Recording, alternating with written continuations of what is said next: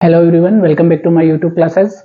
आज की क्लास में हम बात करने वाले हैं ज्योग्राफी यानी कि फिजिकल ज्योग्राफी का एक महत्वपूर्ण टॉपिक हमारा चल रहा था, जिसमें हम बात कर रहे थे वायुदाब के बारे में बात कर रहे थे कि वायुदाब होता क्या है, वायुदाब को प्रभावित करने वाले कारक कौन कौन से हैं। तो ये हमारी क्लास पहले हो चुकी है।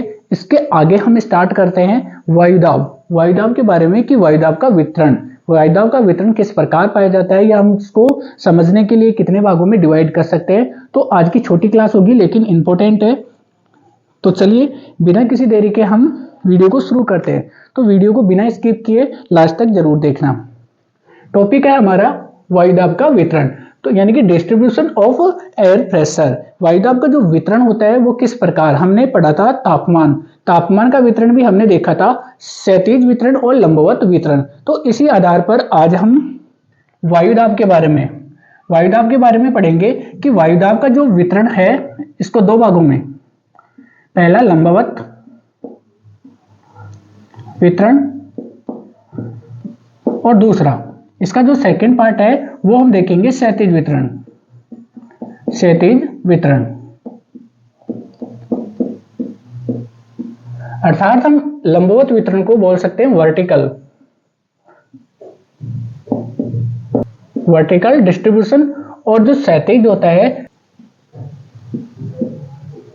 हॉरिजॉन्टल वितरण।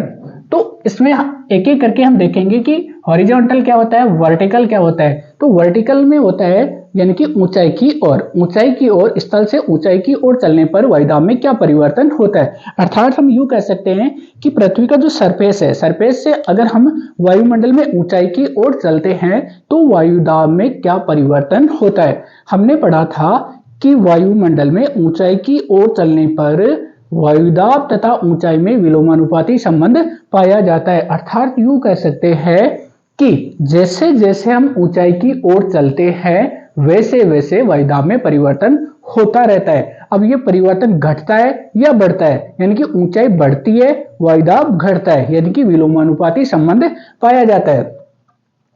तो इसमें वर्टिकल में ऊंचाई की ओर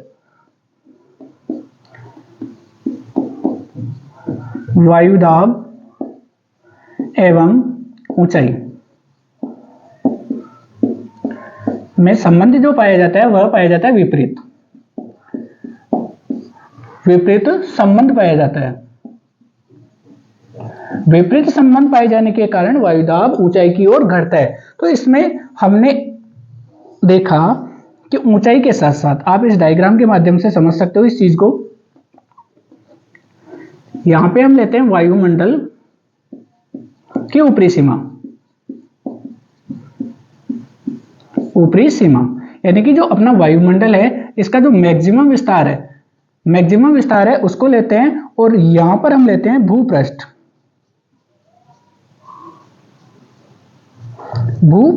तो भूपृष्ठ पर हमने पढ़ा कि जो समुद्र तल है, औसत समुद्र तल की जो ऊंचाई, यानी कि कोई भी सरफेस होता है, पृथ्वी पर बनी हुई कोई भी संरचना होती है, उसकी ऊंचाई हम समुद्र तल से ज्ञात करते हैं, अर्थात मीन सी लेवल से ज्ञात करते हैं। और आप जानते हो कि मीन सी लेवल क्या होता है, यानी कि पृथ्वी के स्थल भाग अथवा भूपृष्ठ से अगर हम ऊंचाई की ओर चलते हैं तो अपना जो वायुदाब है, एयर प्रेशर है, वह कितना कम होता है, कितनी मात्रा में होता है।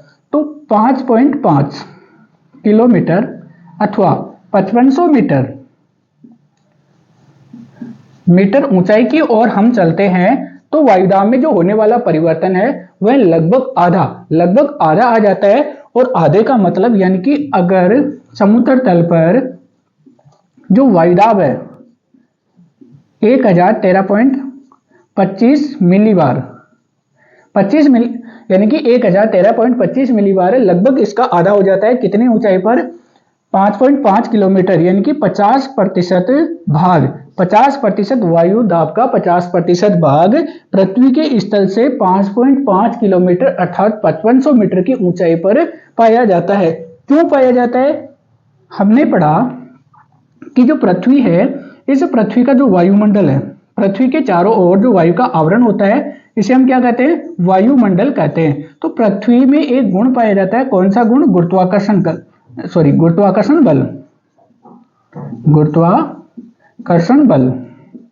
गुरुत्वाकर्षण बल के कारण पृथ्वी वायुमंडल को अपनी ओर आकर्षित करती है या खींचे हुए रहती है। तो भारी पदार्थ होने के कारण यानी कि वायुमंडल में उपस्थित भारी पदार्थ कौन से भौतिक तत्व मैंने बताए थे, जिसमें जल यानी कि जलवाष्प, इसके अलावा विभिन्न प्रकार की गैसें और ठोस कण भारी होने के कारण पृथ्वी के आसपास के क्षेत्रों में आते हैं। क्यों आते हैं? क्योंकि पृथ्वी में गुरुत्वाकर्षण बल पाया जाता है और गुरुत्वाकर्षण बल के कारण ये अपनी ओर आकर्षित करती है। तो वायुमंडल में जो अधिकांश वायुदाब है या फिर जो वायु के कण है वो पृथ्वी की ओर आकर्षित हो जाते हैं, या यूं कह सकते हैं कि 5.5 किलोमीटर की ऊंचाई पर संपूर्ण वायुमंडल में जो वायुमंडलीय भार होता है उसका आधा भाग किसमें आ जाता है? आधे क्षेत्र में, अर्थात 5.5 किलोमीटर की ऊंचाई में व्याप्त होता है या पाया जाता है। और यहां आते आते जो वायुभार है वह लगभग हो जाता है 509 MB यानी कि मिली बार, यानी कि आधा जो वायुदाब है वह 50%, आधा भाग 5500 मीटर की ऊंचाई पर अर्थात 5.5 किलोमीटर की ऊंचाई पर फैला हुआ होता है। अगर हम इसमें थोड़ा और आगे बढ़ते हैं, ऊंचाई की ओर बढ़ते हैं, यानी कि इसका डबल करते हैं, डबल का मतलब यानी कि 5.5 और 5.5 यानी कि 11 किलोमीटर की ऊंचाई पर चलते हैं, 11 किलोमीटर की ऊंचाई पर चलते हैं, तो इससे संपूर्ण वायुदाब का 25% भाग इसमें और शामिल हो जाता है। यानी कि स्थल से 11 किलोमीटर की ऊंचाई पर, स्थल से 11 किलोमीटर की ऊंचाई पर चलते हैं तो संपूर्ण वायुदाब का लगभग 50 प्लस 25 यानी कि 75% भाग या 3/4 भाग इस 11 किलोमीटर की ऊंचाई में व्याप्त होता है। और बाकी का जो बचा हुआ वायुदाब होता है यानी कि 25% वह वायुमंडल की ऊपरी परतों में पाया जाता है। ऊपर कम क्यों पाया जाता है? क्योंकि ऊपर की ओर चलने पर वायु विरल होती जाती है अथवा हल्की होती जाती है। जैसे जैसे हल्की होती जाती है वैसे वैसे वायुदाब कम होता जाता है। इसीलिए आपने देखा होगा कि जो वायुयान होते हैं जो ऊपरी परतों में उड़ान भरते हैं, और जो अंतरराष्ट्रीय उड़ानें होती है वो अधिक ऊंचाई पर होने के कारण यहाँ पे वायुदाब क्या हो जाता है? कम हो जाता है। और वायुदाब कम होने के कारण यहाँ पर क्या होता है?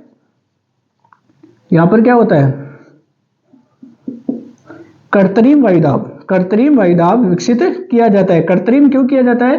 क्योंकि यहाँ पर वायुयान को सही तरीके से उड़ाने के लिए या फिर इसमें जाने वाले जो यात्री होते हैं उनकी सुरक्षा के लिए इस वायुयान में क्या किया जाता है? कृत्रिम वायुदाब विकसित किया जाता है। कृत्रिम वायुदाब प्लस ऑक्सीजन की मात्रा उपलब्ध करवाई जाती है। क्यों? क्योंकि अधिक ऊंचाई पर उड़ने के कारण इस क्षेत्र में वायुदाब कम हो जाता है, और वायुदाब को मेंटेन रखने के लिए, संतुलित रखने के लिए वायुयान में कृत्रिम तरीके से वायुदाब पैदा किया जाता है या उत्पन्न किया जाता है। और ऑक्सीजन का लेवल कम होने के कारण वायुयान में कृत्रिम विधि से या फिर जो ऑक्सीजन गैस के सिलेंडर होते हैं उनसे ऑक्सीजन की मात्रा उपलब्ध करवाई जाती है ताकि यात्री सुरक्षित रह सके। इसके अलावा आपने एक चीज और नोटिस की होगी, यानी कि जो पर्वतारोही होते हैं, पर्वतारोही कौन होते हैं? यानी कि जो पर्वतों पर चढ़ते हैं। तो इसमें आपने नोटिस किया होगा कि वो चलते हैं तो अपने साथ क्या लेकर चलते हैं? गैस के सिलेंडर लेकर चलते हैं। क्यों? क्योंकि अधिक ऊंचाई पर ऑक्सीजन की मात्रा में कमी आ जाती है। और मान लो यानी कि ये अपना कौन सा पर्वत है? माउंट एवरेस्ट है, और यहाँ पे एक पर्वतारोही ऊपर की ओर चल रहा है, ठीक है, ऊपर की ओर चल रहा है, तो वो अपने साथ में गैस, कौन सी गैस का? ऑक्सीजन गैस का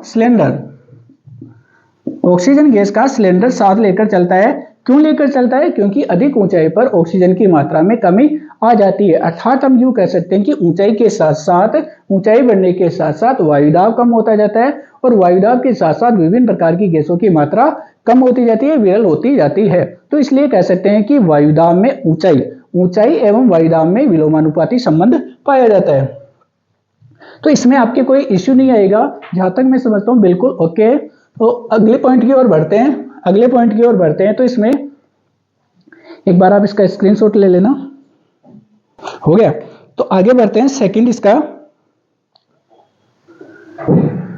हॉरिजॉन्टल, यानी कि जो क्षैतिजीय वितरण है, और क्षैतिजीय वितरण वायुदाब के लिए बहुत इंपॉर्टेंट होता है। क्षैतिज का मतलब होता है अपनी जो पृथ्वी है हमने पढ़ा था समताप रेखाएं। समताप रेखाएं पढ़ी थी तो वो अक्षांशों के समानांतर हमने पढ़ी।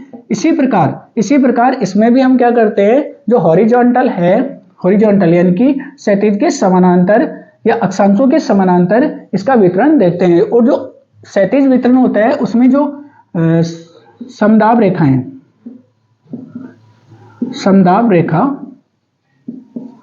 समदाब रेखा को आइसोबार के नाम से भी जाना जाता है, आइसोबार के नाम से। आइसोबार क्या होती है, समान वायुदाब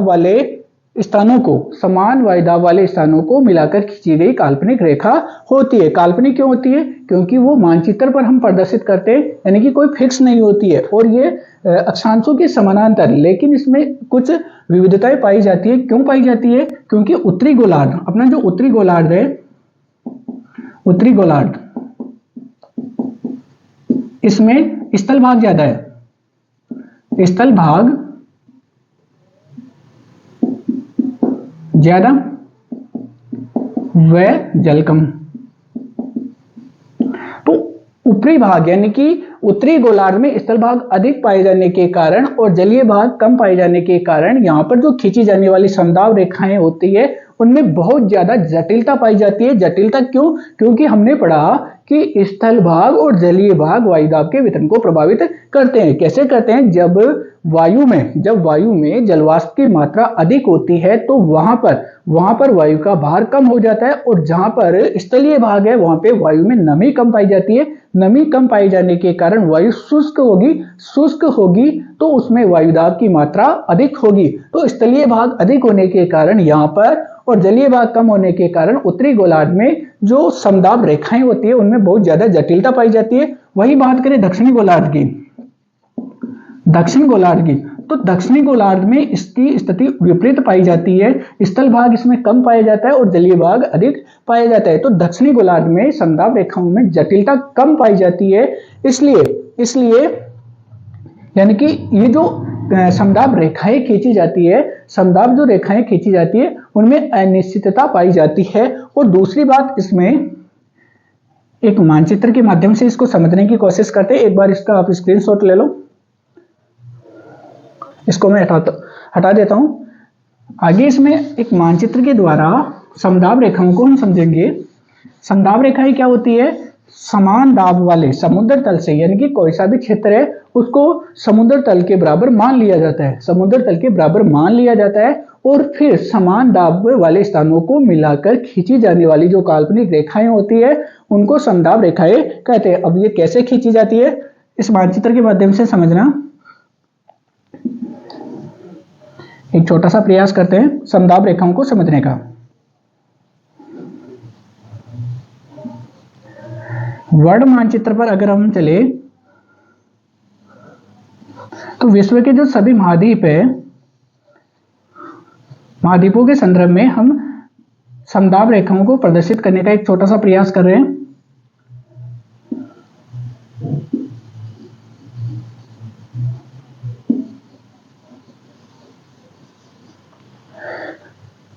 देखिए यहां से लगभग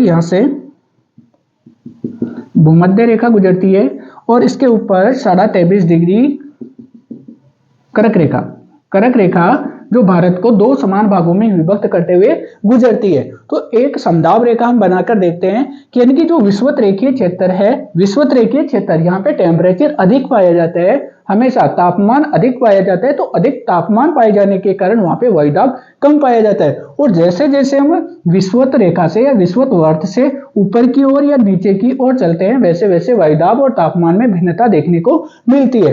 तो हम इसमें कुछ समदाब रेखाएं बनाकर देखते हैं। मान लीजिए यहां पर एयर प्रेशर है, वह है